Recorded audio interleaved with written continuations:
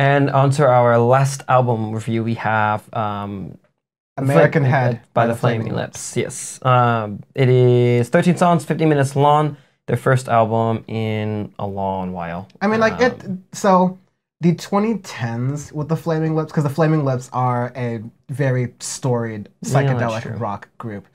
The 2010s of the Flaming Lips were kind of just like a bunch of fairly indulgent, weird, off-the-wall recordings and re-recordings and re-releases and covers and things like that. Exactly. That a pretty good discography, if I can remember. From the 90s. From the 90s and the aughts and things like that. Even going backwards a little more, but they have come back with another album, American Head, to kind of see if they can still have, after all of this time, the chops to do like a really properly good psychedelic rock outfit kind of thing. And yeah, it's psychedelic, it's very trippy, it's very weird, it's hitting on some sort of typical, like, yeah, it's alright. It's hitting on some sort of typical sort of like buttons you would press in a psychedelic album, so it's not really I mean, literally, there's two songs back together saying, at the movies on Quaaludes, a mother of taking LSD, also where have you got Quaaludes from, my dog? But anyways, that's the second story. That's a story for another time. Yeah, a lot of the album, it feels like it's like what album, how many albums have there been made about acid trips more broadly? It's like, oh, there's the weird thing, oh, you're kind of having this weird flip with reality. The problem is the really good psychedelic rock, like you have Tame Impala, so like the bar is set so high for a bunch of not just him, but a bunch of other bands and stuff that have been doing work for ages, like a lot of indie bands and stuff that have been doing stuff. Even Dive, some of their like side projects are psychedelic. The torch has been carried and like moved forward, and they're very different, and I like that sound a lot more. And this is the first like 4 or 5 songs were very uninspired to me, especially the opening track for sure. I did not like the opening track at all, Will You Return / When You Come Down. I think because the vocals are really off tune, and it's something that bothers me a lot. And it's just very slow, nothing like really too much substance in it.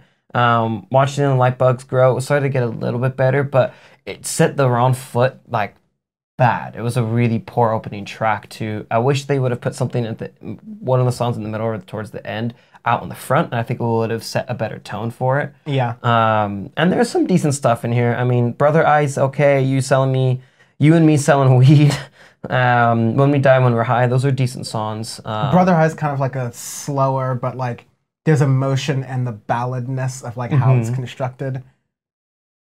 Like I even kind of hear some like acoustic strumming and with it in the middle. It's a very interesting kind of perception with it, and I guess like continuing the acid nature of it, it's like the middle of the trip.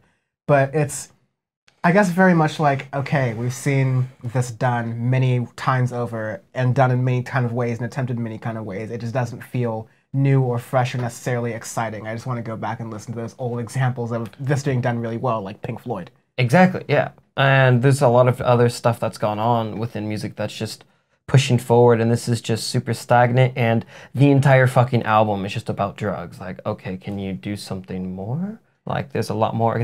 With some psychedelic artists, they obviously put stuff in there within drugs, but then there's other stuff about it other than just that. So that was my theme, was just it kept going on and on and on after a while. So just, it's very uninspired to me, which is a little disappointing because some of the early work was pretty good. I really like Yoshimi Battles and Battles of Pink Robots. Fantastic album. There's a lot of good songs in there. I think that was, what, 01, 02 or something like that? Because I remember listening to it as a kid. Yeah.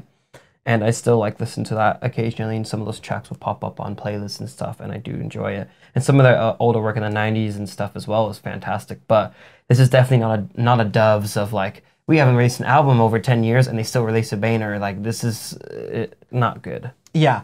There's, like, again, a couple of flashpoints where, like, you'd think you might see some kind of genius, like you mentioned Assassins of Youth. And with around there, even then, it's like they're trying to mix the synthesizers and to do this, like, 2010s psychedelic stuff. And it's like, sorry, like, Tame Impala 2013 had you covered. Exactly. Like, Tame Impala, again, like, I had my sort of, like, with it, because I think he's branched even beyond psychedelic rock as a focal point. Like, he references it, but that was more of his earlier stuff. No, I'm talking about his early work. I'm not talking about his stuff now. I'm saying he did that in his first album in, like, 2010, 2011. Yes. So I'm saying that plus so many other indie artists who are already branched off from it as well. Like, they already had their thing, they've done it, and done it 1,000 times better. Yeah. So. The feature with Casey Musgraves also in here. It's like fun, God and the not Policeman. forgettable. Yeah, exactly. So it's a letdown to me. I was expecting a little bit more. I didn't just want like one giant acid trip. I'm like, okay, like it's all right. But in 2020, there's so much good shit being released right now. It's nowhere near enough of what you need to do. So Yeah, eh. definitely have higher expectations not being met. We're gonna get railed by all the flaming Litz lovers on YouTube who watch this review though. Whatever. I don't care because I already made my point with the Psychedelic Furs, who made a good album. Anyways, These are gonna be the interlocking facets of Lindsey Graham's spine. They're in between the main parts of the spinal bone to kind of connect the two together.